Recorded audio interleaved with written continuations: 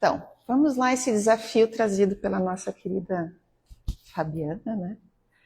Sempre dá uns temas diferentes. Apesar de conhecer bastante o Livro dos Espíritos, eu nunca falei exatamente sobre esse livro especificamente, fiz contando um pouco essa história, né? Então, agora no dia 18, vai fazer 169 anos, 18 de abril fazem 169 anos do lançamento desse livro. E não é só apenas o lançamento de um livro, mas sim, né, o lançamento de uma doutrina, da doutrina dos espíritos, que vai falar sobre a imortalidade da alma, a natureza dos espíritos, suas relações com os homens, as leis morais e a vida presente e futura. Ou seja, marca o início de uma nova forma de compreender a vida. Até então a gente tinha o catolicismo muito forte, né, na Europa. Existia também uma disputa muito forte pela questão da dogma da igreja, de controle também das pessoas por meio da igreja da época. E aqui nós não estamos apenas para lembrar, mas também para nos perguntarmos o que compreendemos de fato sobre a vida. Muitos dos aqui presentes vieram porque já são de famílias espíritas, outros, como eu, vim porque a minha mãe era médium ostensiva e via espírito, e, enfim, e a gente não sabia muito bem o que fazer com a sensibilidade dela, e outros vieram pela dor pessoal ou próxima.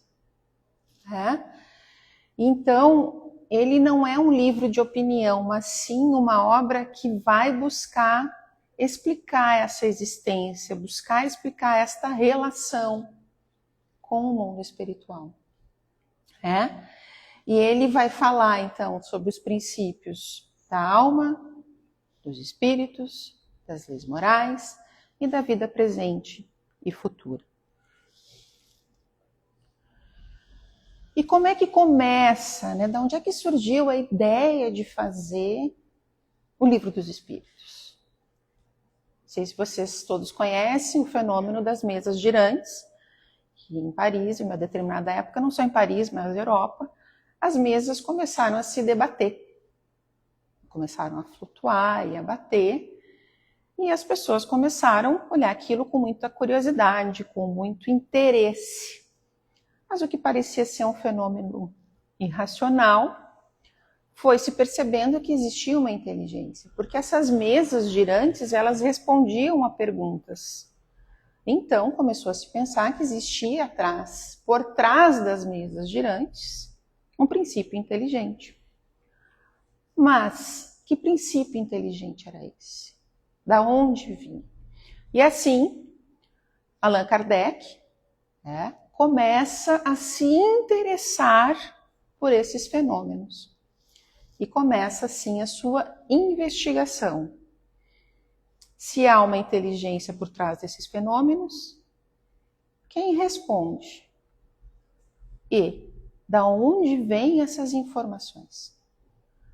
Como que uma mesa consegue responder com uma batida sim, não? Uma mesa é uma matéria morta, sem nenhum princípio de inteligência até onde eu sei, até onde sabemos, é isso. E elas começaram a responder. E a partir daí, há uma mudança de paradigma. Então começa a se entender que sim, existe um princípio inteligente nessas matérias mortas, inertes. Como é que daí Kardec foi elaborar isso, entender isso? Como é que ele fez? Kardec é um nome que ele adotou, porque ele era, te juro que eu tentei decorar o nome dele várias vezes e me escapa. Fala aí. Hippolyte Léon Denisard Redal. viu? Li trocentas vezes para não esquecer, chega aqui e esquece, não adianta. Ele já era um estudioso, um pesquisador muito famoso e discípulo de Pestalozzi, né, que era uma instituição de ensino muito conhecida e bem conceituada na época, mas ele não queria associar o seu nome a esse estudo dos fenômenos da doutrina espírita das mesas girantes. Então, ele adotou esse nome de Allan Kardec, que, segundo o que a gente estuda, era um nome que ele mesmo teve em outra encarnação enquanto ele foi druida. Então, a partir daí, Allan Kardec, como esse educador e com uma experiência vasta, de metodologia de ensino, ele começa a criar um método para decodificar a doutrina espírita. Como é que ele fez isso?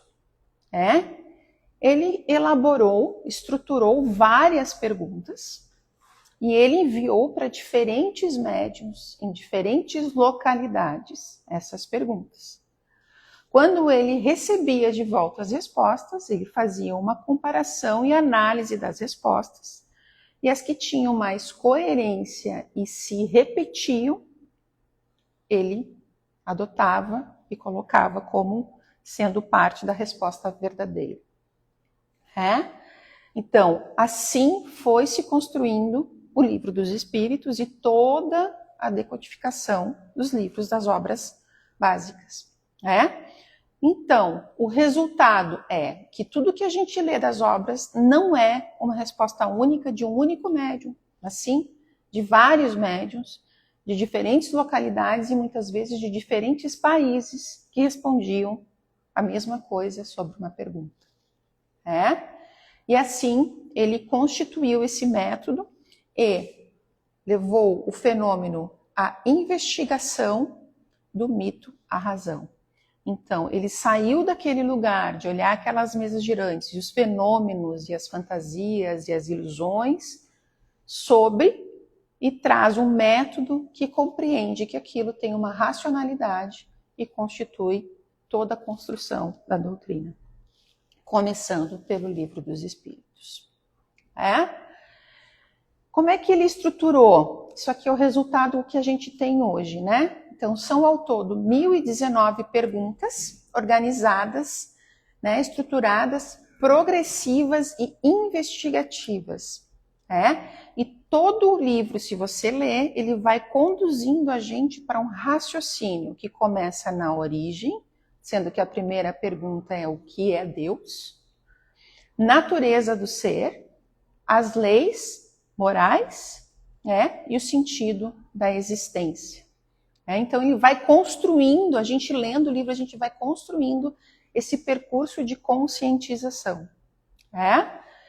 E aí ele vai tratar das causas primárias, do mundo dos espíritos, das leis morais e das esperanças e consolações. É uma obra completa, organizada, racional, que conduz da investigação à compreensão da vida. É interessante também que quando ela foi publicada 169 anos atrás, ela tinha apenas 500 perguntas. Na sua segunda edição, que é a que a gente lê hoje, que tem ao total 1.019 perguntas dentro do Livro dos Espíritos, o que mostra que o próprio Livro dos Espíritos também foi um processo de amadurecimento que Kardec teve na sua elaboração e escrita. A obra, então, se divide em 4 aspectos das causas primárias. Então, ele estuda a origem de tudo, Deus, criação, os princípios fundamentais da existência. Então, tudo que se relaciona às causas primárias é a primeira parte do livro. O mundo dos espíritos, ele vai abordar a natureza dos espíritos, a organização, a evolução e a relação com o mundo material. A evolução dos espíritos, evolução, enfim. Vai estar no mundo dos espíritos, é aí que a gente começa a entender um pouco como é esse mundo espiritual, que para nós, nesse momento, parece tão desconhecido. As leis morais, ela vai trazer, então, as leis que regem a vida, orientando o desenvolvimento e as relações humanas, ou seja, as leis, elas existem, independente da gente acreditar ou não nelas, né? Como a gravidade. Se você se atirar de um prédio, não interessa se você acredita ou não, você vai cair. Porque a gravidade é uma lei. As leis morais da mesma forma, né? Então a gente até tem alguns ditos que a gente usa, né? Quando a gente pensa a lei de causa e efeito, por exemplo, né? Ação e reação, né? Você pode não prestar atenção no que você planta, mas você com certeza vai ter que colher, né? Então isso está tudo dentro das leis morais. A gente tem lei do trabalho, lei de destruição, lei do progresso, enfim, né? Que vai explicar toda essa relação das leis naturais e como elas acontecem e os efeitos e os motivos e as razões. Isso é muito, muito destrinchado, muito esclarecedor. E finaliza então com as esperanças e consolações que ele reflete, né, sobre o sentido da vida, o sofrimento, a justiça e a continuidade da vida após a morte. Certo? Depois tu me dá nota, ver se eu passei bem, tá? Se eu fui bem no EJA. Então, eu optei aqui por trazer as leis morais, porque acho que vale a pena a gente se dedicar um pouquinho, né? Como eu falei, as leis morais são as leis naturais, né? Que fazem parte da estrutura da vida, independente da crença, como eu disse. A gravidade existe, independente da gente acreditar ou não, as leis naturais também, né? Então, elas organizam a experiência humana, elas explicam as consequências, né, e estruturam o progresso. A partir do estudo das leis, a gente consegue entender como que a gente avança ou estagna, né? Quais são os processos da evolução do homem, do espírito, melhor dizendo. Assim, o que o livro dos espíritos nos traz? Que o espírito ele evolui, ele aprende e passa por experiências. E esse desenvolvimento é contínuo. Ou seja, o livro dos espíritos não coloca que nós somos perfeitos, nós somos factíveis, nós somos não está me fugindo as palavras, nós somos espíritos em processo de evolução. Então, toda essa tríade, né? Evolução, aprendizagem, experiências que geram a evolução, a aprendizagem, faz com que nós amadurecemos na nossa trajetória espiritual. Se a gente pensar em nós mesmos, na nossa juventude, na nossa adolescência, diante de uma situação, e essa mesma situação se repetir de forma semelhante hoje, a nossa atitude vai ser completamente diferente, na maioria dos casos, né? Então, o que isso significa? Que houve, da nossa adolescência até o momento atual, um processo de aprendizagem, onde a gente evoluiu para melhor. Assim espero, né, gente? A gente sabe que tem umas pessoas que são, como diz lá no Rio Grande do Sul, curva de rio, né? Mas esses são as exceções. A maioria de nós, a tendência é a gente evoluir. Até porque, enquanto nós não evoluímos, a aprendizagem, né, que nem de ano a gente repete, né? Quando a gente repete de ano, né, a gente não passa, a gente repete de ano. Enquanto a gente não aprende, a vida vai nos trazendo novamente a mesma questão para que a gente avance. Tá? E aqui, eu acho que eu trouxe isso aqui como um dado interessante, né? Em 1861, em Barcelona, foi ordenado na Espanha que todos os livros dos espíritos publicados fossem queimados, né? E isso simbolizava muito mais uma rejeição a essa nova forma de pensar. Se a gente tinha no momento na Europa uma crença em que você era dominado, uma nova leitura, né, um novo paradigma que te convidava a fazer uma reflexão, era na contramão de tudo que se tinha no momento. E aqui fica o convite para vocês, os presentes, os desencarnados e os que estão nos assistindo, assistam o filme do Allan Kardec, né? Que isso aparece, tudo isso que eu estou falando, né? A parte da história dele. E também o desespero do Kardec neste momento, né? Porque ele ficou muito desesperado, muito preocupado, muito, né, aflito com essa queima de todos os livros dos espíritos. Até que, em determinado momento, uma das médiuns que ajudou na codificação entrega para ele um bilhete que diz, é uma mensagem dos espíritos que diz, deixem que queime. E, na verdade, o efeito foi o oposto. Em vez deles eliminarem a queima dos livros dos espíritos, foi uma estratégia de marketing espetacular que divulgou ainda mais o livro dos espíritos. E aí a gente pode fazer uma analogia aí com a lei de destruição, né? Porque destruíram os livros, mas a crença, a doutrina se reergueu muito mais forte a partir disso que poderia ter sido a destruição da doutrina. O que estavam se queimando? Não eram livros, eram ideias, né? Era uma autonomia moral, era uma responsabilidade, era uma liberdade de pensamento que para a época era muito perigoso. E aí a questão que eu trago para vocês é, e hoje? Hoje não tem fogueira, né? Hoje, pelo menos, não sabemos que queimam livros. Mas o que a gente tem? Qual é a fogueira que a gente tem na nossa atualidade? A superficialidade, a distorção dos fatos, as fake news. A gente olha uma notícia, a gente não sabe se é verdade ou não. Eu bem tola esses dias fui mostrar para uma bióloga uma imagem de um jacaré, uma coisa assim. Não, era de um boi fazendo uma coisa, ela olhou assim, não, cara, não. Isso não é da natureza do animal fazer isso, né? Isso é IA. Tão bonitinho, mas enfim. Então a gente acaba que a gente nem sabe mais o que a gente está vendo. Se a gente está vendo algo que é real ou não, né? Por essa distorção, por essa banalização que a gente tem, né? E, consequentemente, também essa ausência de aprofundamento das coisas. A gente fica num lugar muito da superficialidade, das relações, dos conteúdos, das ideias. A gente está mais fácil de ser convencido, desde que a gente não precise passar por esforço.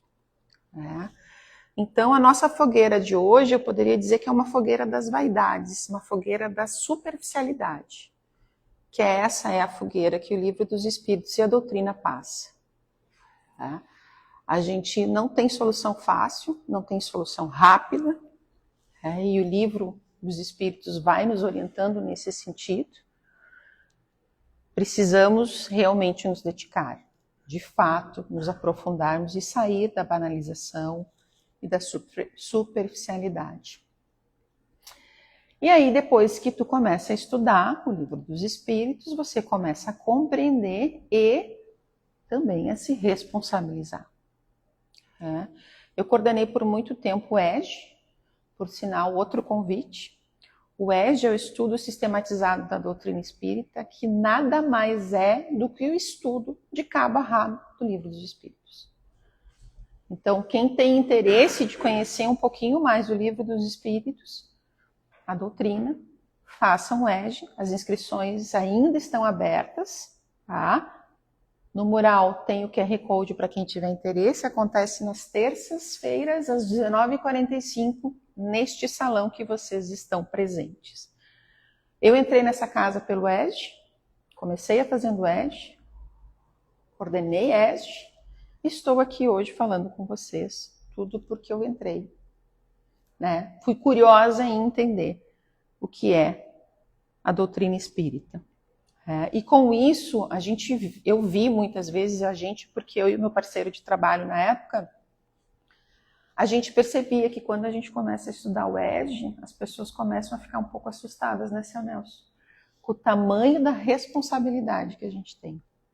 Porque depois que a gente tem conhecimento, não dá mais para fazer de conta que a gente não sabe. A gente vai começando a entender, a responsabilidade das nossas escolhas e dos nossos atos. Então, essa compreensão amplia essa responsabilidade. Então, não posso mais me fazer de salame e dizer que eu não entendi, não estou sabendo, não quero saber. Eu já negocio com Deus, eu digo, isso aqui eu vou deixar para a próxima encarnação, tu separa essa parte, me dá outras coisinhas, porque essa eu não vou dar conta agora. Porque eu já tenho conhecimento, sei que ele vai me puxar a orelha, mas está tudo certo. Estou assumindo a minha responsabilidade dos limites, mas ele me testa mesmo assim. Então, o livro não vai nos ensinar, o livro dos Espíritos ele não tem o propósito de nos ensinar como agir, mas ele vem para nos explicar como a vida funciona. Se a gente pensar em toda a estrutura que começa ali com o que é Deus e vai até a vida, o futuro, então tem toda uma linha de raciocínio que faz com que a gente compreenda como é que acontece a relação. Sendo que, a partir do Livro dos Espíritos, a gente tem a sequência. Não vou lembrar, porque eu não sou tão estudiosa assim, seu Nelson, qual capítulo é cada um, que vai gerar o Evangelho, que vai gerar o Livro dos Médiuns, e assim sucessivamente.